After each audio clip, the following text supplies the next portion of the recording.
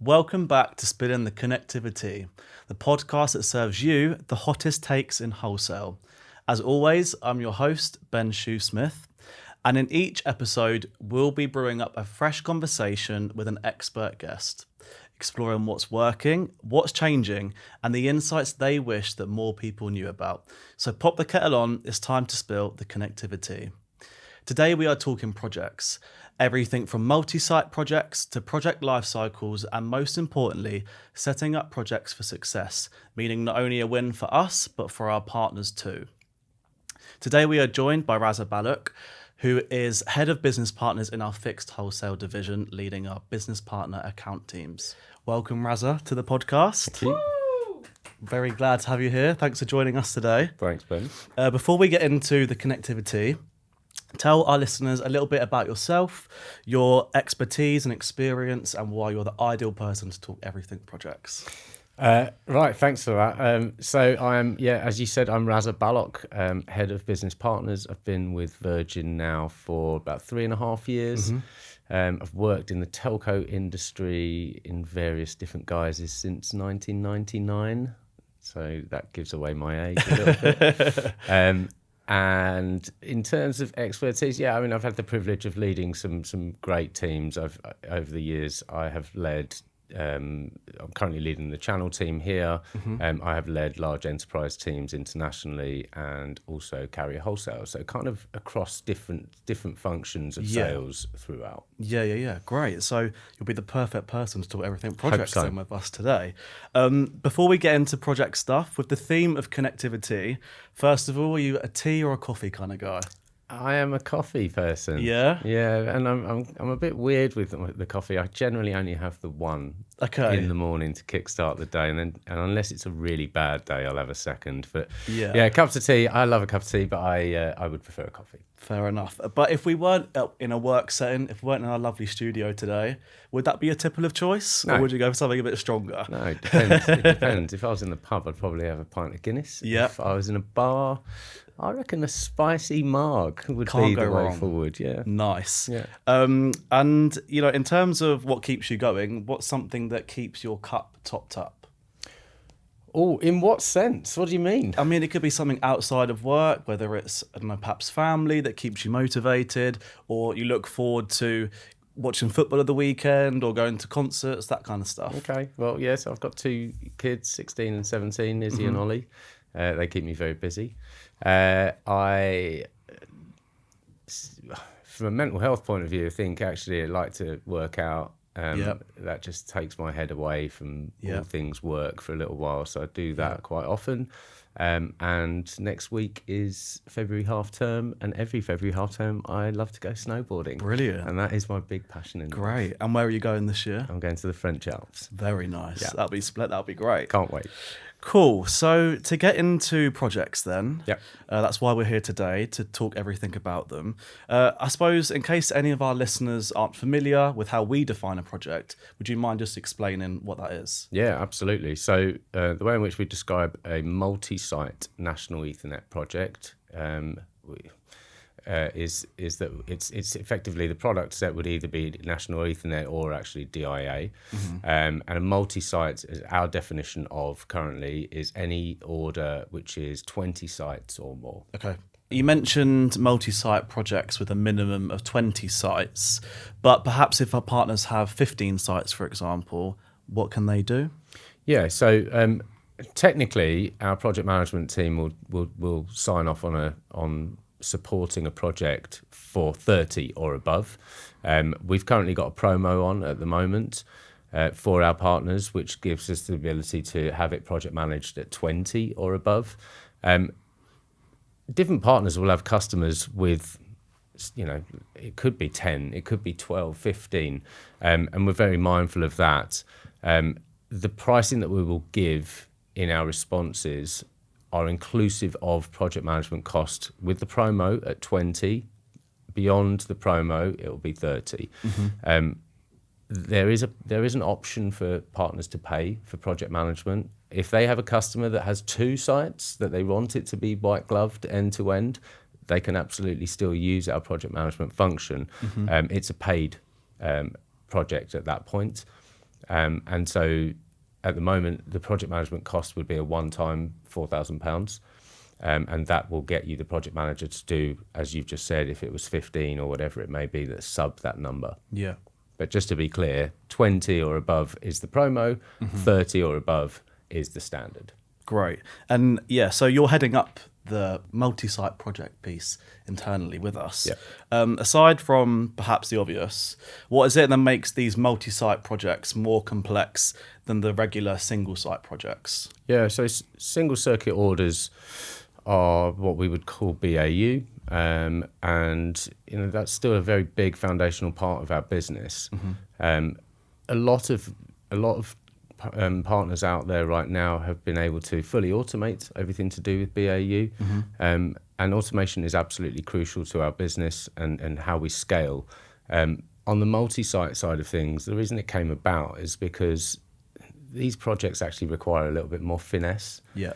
And so automation only gets you so far. It really only, all it does is it kind of, it will kick out availability of the circuit and what the price may be. Yeah. But there's so much more to it than that, which I'm sure we're going to talk about in a bit. Yeah. And that's why this is something that we really kicked off as an initiative a couple of years ago to a really great degree of success as well. Great. And I suppose, with the multi-site projects, you have the risks from the standard bills, but it's just that multiplied multiple times, right? So, I suppose it's more stakeholders involved as well, right? More people to manage. Yeah, absolutely. Because again, with a multi-site, you're looking at a higher value. Yeah. It becomes a lot more important to the end customer. And you're absolutely right. That there's a lot more stakeholders involved. There will be board members signing off on this rather than it being a very transactional single circuit type of opportunity. Yeah. There's stakeholders can range anywhere from the CFO who's going to sign it off financially, the CTO who needs to look at it technically, Of course. sales engineering, commercial, sales themselves, the end customer, all of the above again. So there's lots of different stakeholders involved. Of course, and it's managing them in the right way that's relevant to them, isn't it? Yeah. So, completely get that. We know there's a demand for these multi-site projects from our partners, and we've seen that grow over the last couple of years. Could you just talk about how we're pushing this message still? Yeah, absolutely. So we have a campaign that's going on right now, which kicked off in December. There's lots of information going out around that as well. We've got quite a lot of collateral going out to partners too. We're also getting the sales guys to go out to partner sites and almost do education sessions with their sales teams as well, just to really drive that message home. And then also we've got an incentive at the moment for our partners in the form of cash vouchers. So there should be no reason why they shouldn't come to us. I think early stages and especially early engagement is probably, arguably the most important stage to setting up a project to success in the long run. So could you just explain how opportunities should be identified and qualified and the importance of these early stages as well? Yeah, definitely. So when a partner of ours comes across an RFP for one of another partner or one of their end customers, that's when we encourage them to come to us right at that offset to get that early engagement. The skill set that we have within our team is that we are there to enable these channel partners to really go and win. Yeah. So the earlier they can bring us into an opportunity, the earlier we can all start working together. And really, first of all, just identifying whether or not the opportunity is real. Yeah. Sometimes the end customer will run an RFP as an exercise to beat up their incumbent. So other providers will provide, pricing and various other things in their documentation, only for the end customer to use that with their incumbent to say, I can get a better price elsewhere, sharpen your pencil. So we help to identify whether those opportunities are actually real or if somebody's actually tire kicking. Right. That's kind of the first bit.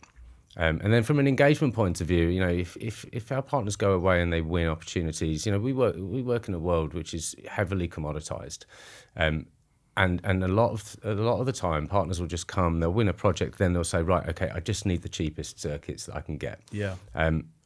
Which we don't think that's necessarily the best way to go, because the cheapest circuits doesn't necessarily mean the best fit for the end customer. course, yeah. And it's all about the customer at the end of the day. Yeah. You got to put them at the heart of everything. So get us engaged really early. We will then have not only the sales team, but the full account team. So we have dedicated account teams to each of our partners, of which we have a partner success manager, we have a salesperson, we have a sales engineer, and we have a commercial manager, all of whom play a part in all of this as well. So again, the earlier we can be brought in, the more work we can get started on earlier as well. Yeah, 100%. And I think one of your favourite mottos as well is like, we will proudly wear your T-shirt as well. So do you want to talk a little bit what you mean by that? Yeah, so that's slightly further down the track. So once we've done the engagement and helped to identify an opportunity, we will help with, from a resourcing point of view, and I will get back to your question, but we'll help with a resourcing point of view that we have bid managers, and we have that expertise on our side who will help to actually create that response document on their behalf as well. Yeah. And so once the RFP response has gone in, then comes an opportunity to go and do a pitch to the customer to actually bring that RFP that's in writing, to bring it to life. So my phrase that you've coined there in terms of "we'll wear your T-shirt" is that it's a much stronger, powerful sell if a partner is going into a pitch and we go alongside them, and that's why I would wear their T-shirt. So you know, we've had situations whereby we've gone in alongside the partner, and they have their core strengths. You know, their strengths are really about the fact that they're small and they're agile, and they will, you know, they're very attentive, and it's all of the managed service wrap that they would put around that opportunity. Because often an RFP is not just connectivity; it could be for SD-WAN, it could be for security, it could be for hardware, it could be for a number of different things, which the MSP or our partner is actually proposing the whole thing, and we're one element of.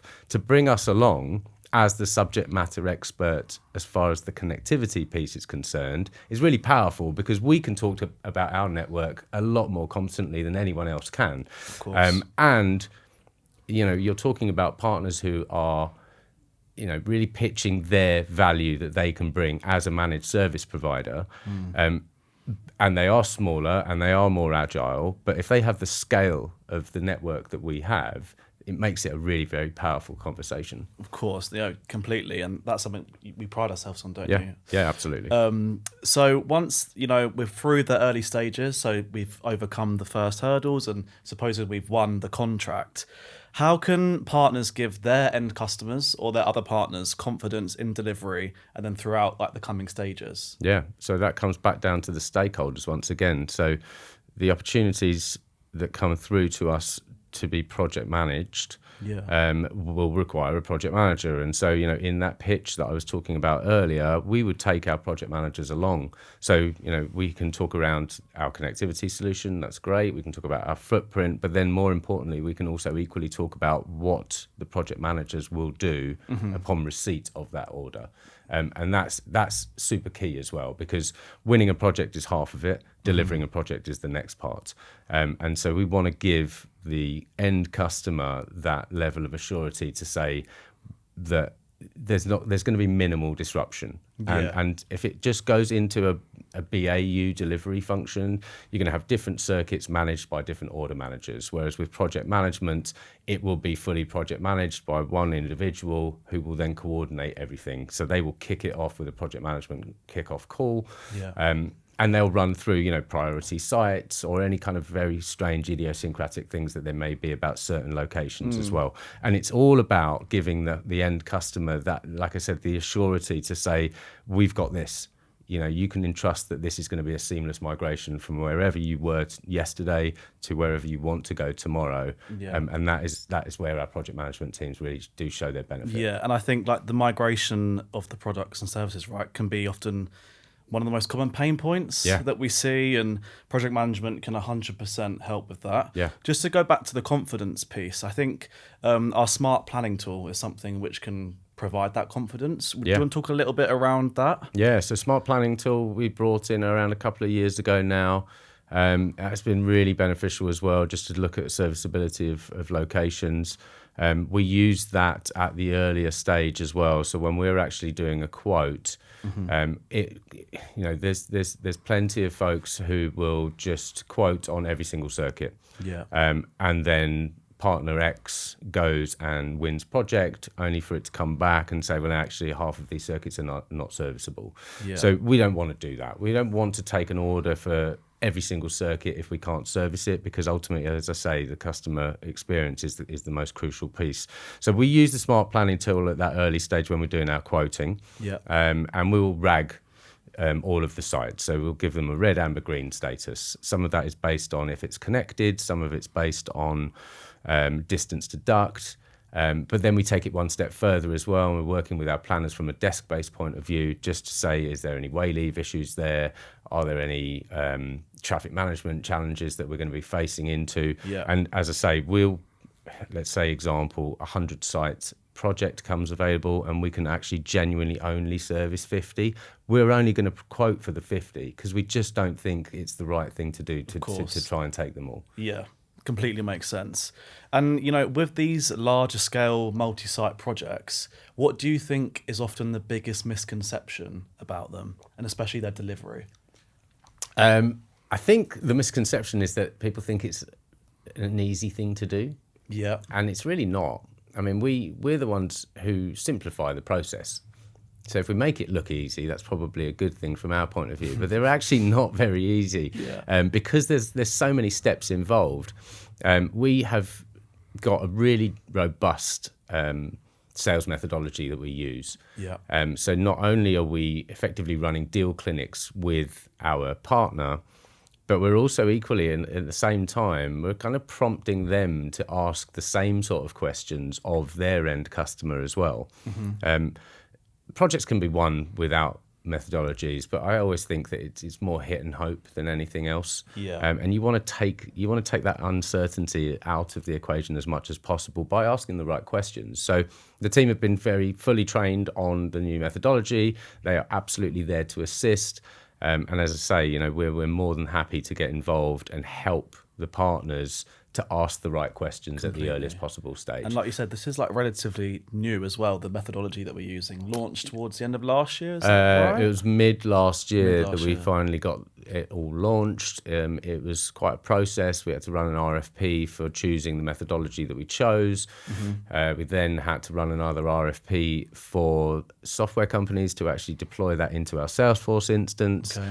Then we had to run another RFP to have a training company to come and actually deliver the training to everyone in sales. And it wasn't just everyone in sales this time, because this is, when you deploy something new like that, it's a complete cultural shift. So, salespeople were there, sales engineers, commercial were there. Anyone who touches a deal was involved in that training. And it is a big cultural shift. And it's been hugely beneficial for us. And we're more than happy to share all of those, all of that loveliness with our partners to make sure that they win those deals. Great. And going back to other misconceptions, I think something at the forefront of these projects is the people, like we said, the amount of stakeholders to manage. But I think while that can seem intimidating perhaps and daunting at first, I imagine you agree, there's a sense of shared ownership, and actually collectively everybody involved in the project wants it to succeed, and that responsibility is shared between everyone. Yeah, absolutely. You're absolutely right. I think to assume one single individual is responsible for full decision making, the criteria for, and the signature of is that's the misconception. Yeah. To assume procurement are the only person involved in that process is where you're potentially going to fail. So yeah, you're absolutely right. And there's stakeholders on both sides. As I said, our account team, from a stakeholder point of view, they're all super heavily involved in the construction of the response. And then you have got the stakeholders on the partner side, who likewise, as I said, there's many stakeholders there. A CFO is presumably going to have to sign off on the budget, and the engineers or the CTO is going to have to sign off on the technicals. Yeah. And then you've got the stakeholders on the customer side. who equally are going to review all of the responses coming in from various different partners as well. And similarly, they're going to have their CFO and their commercial folks and their technical folks as well. So, every step along the way, there's definitely stakeholders to get involved. Yeah. So it isn't just as simple as, if I give you the cheapest price, I'll win this project. It goes way beyond that. Of course, if only it was that easy, Well, right? yeah. And yeah, with these like more complex multi-site projects, what do you think partners should be looking for in them? Or when they're looking for a partner, perhaps, what should they be looking for? Yeah, well, like I said, I mean, this is an initiative that we brought in a couple of years ago, and it was my brainchild from a previous life. So I worked for an MSP for a while, many years ago, and I remember an RFP dropping into us. We were invited to tender, and I was leading a business development team at the time, and said to them, okay, what's the plan for the response? To which they'd said, well, we're just not going to respond. And I said, well, why not? And they said, well, there's these tenders, we never win them. And that's kind of where this all came about. Because there is, there's an appetite to want to do these things, but it does take quite a lot of time, and it does take a lot of expertise as well. And so the sentiment for that particular opportunity was, there's no point in bidding because we're never going to win anyway. Yeah. So that's kind of where it all came from. So the value that we bring is that we are enabling our partners to go and win these opportunities and give them better deal closure, give them the ability to delight their customers, and help them to win larger opportunities along the way. Yeah, completely. And I think it's choosing the right partners. You want to deliver projects at a scale, and our network is great for that kind of thing. Yeah. But also you want to pick the partners which have good processes and good reporting, right? That's arguably more important, and the open lines of communication are needed for projects to succeed. I don't know. That piece is crucial, and I think you get to a point where there's certain partners, those ones that lean into us, see the benefit of it. Yeah, there are certain partners still who are reluctant to give us too much information for fear of us flipping it across to what was formerly our direct team, now O2 Daisy. There's still partners out there who have that kind of, they're a bit guarded. Yeah. I say this time and time again, it is not in my interest to flip their opportunities to somebody else, because if they don't win, I don't win. And so we have to keep on letting them know and giving them the education. And actually what happens along the way is, though, you'll have a certain individual who does really lean into us from the partner side. We win the project together. And then they will be the ones who internally shout about the fact that we helped them, right? So, I think that piece is so crucial to just get us engaged. And if we think it's an opportunity worth running at, then we'll give it absolutely everything we've got. 100%. And what would you say is the single most important factor for a project as a whole to see success? If it was one factor, what would you say? It sounds a bit corny, but it has to be. It's got to be communication. You just have to have that open line of communication all the time. And like I said, we're more than happy to offer all of our resource to help partners. But in order for us to throw everything at the partner, whether that be commercial flexibility or talking about a really strange network solution that is a little bit quirky, but it will absolutely suit the partner. For us to be able to go away and do that additional work to provide that level of flexibility, we have to have an open line of communication. If the partner literally just says to us, just give me your price and nothing more, how can I, with any great conscience, ask my commercial folks to do something clever, or my sales engineers who are working on multiple other projects as well, to actually take themselves away from one and prioritize this? So we're helping them if they help us in return. Of course. And that's what partnership is all about, right? Exactly. And that's what I was going to say. We've touched on communication throughout this, and this trust, but it really comes down to the power of partnership. Yeah. As cheesy as that sounds, it's the most important thing, and that's what we are proudly offering, right? And as the marketing guy, I'm hoping that people feel that when in our comms and through our teams as well, and we mean it when we say like we are dedicated to your growth and proud to be your partner. As cheesy as that is, that's our strapline. That is our strapline, and we do live by that as well. And our partners are our lifeblood. So without them, we wouldn't exist, quite frankly. So I think we've taken great strides over the last 3 or 4 years from being a transactional supplier to now really living up to that expectation of being a partner. And I think our partners have seen a lot of benefit of it. Like I said, the initiative has only been around for the last 2 years. Last year, we enabled our partners to win 16 RFPs.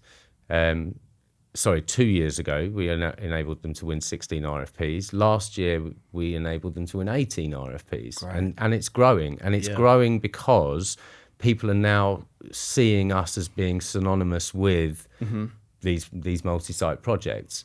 And hopefully that just continues. I think it's such a big part of the partner evolving into being a bigger partner as well. And like I said, our purpose is to enable them to go and win. Completely. Well, as we're nearing the end of today's conversation, it is time for our Spill It Quick segment. So these are going to be some quick fire questions. Okay. I want the first answer that comes to mind. Okay. Nothing overly complex, just the first thing that comes to mind. So the first one, what is the industry myth that you'd love to stir up or set straight? The cheapest price always wins. I think that in a transactional environment, probably that may be the case from time to time, but certainly when you're talking about these larger, more strategic opportunities, it's not about the cheapest price. It's about who can provide the best value. Completely. Moving on, what is the next big brew in connectivity? What trends do you think we should be looking out for? So I think XGS PON is probably the next big thing, certainly as far as we're concerned. It bridges that gap between broadband and Ethernet, and as partners are starting to offer more SD-WAN solutions as well, it lends itself really well for that. So that's something that we're going to be launching this year, and I'm really excited about that. And finally, every career has its ups and its downs, perhaps, call it a bitter brew. What's one challenge you faced which has shaped your approach to work today? I think chasing profitability at the expense of culture. That's a challenge, definitely. And I think I've spoken on this subject at previous events as well. I think the culture of an organisation is so crucial to productivity, which then in turn lends itself to profitability. But certain individuals or certain organisations will put profitability before anything else. Having a good culture where people are really excited about coming into work is absolutely crucial, and that comes from the leadership down. And so if you've got a leadership team who are, really lent into the culture of a business, then everyone else should follow. That's a wrap on today's episode. Raza, big thank you for joining us. It's been a pleasure to have you here. Cheers, Ben. Sharing your Take on Everything projects. It's been great to hear your perspective. So if you enjoyed the chat, please do hit follow or subscribe so you don't miss the next episode. We'll be back soon, serving up more stories, more insights, and more behind the scenes connectivity that you won't find anywhere else.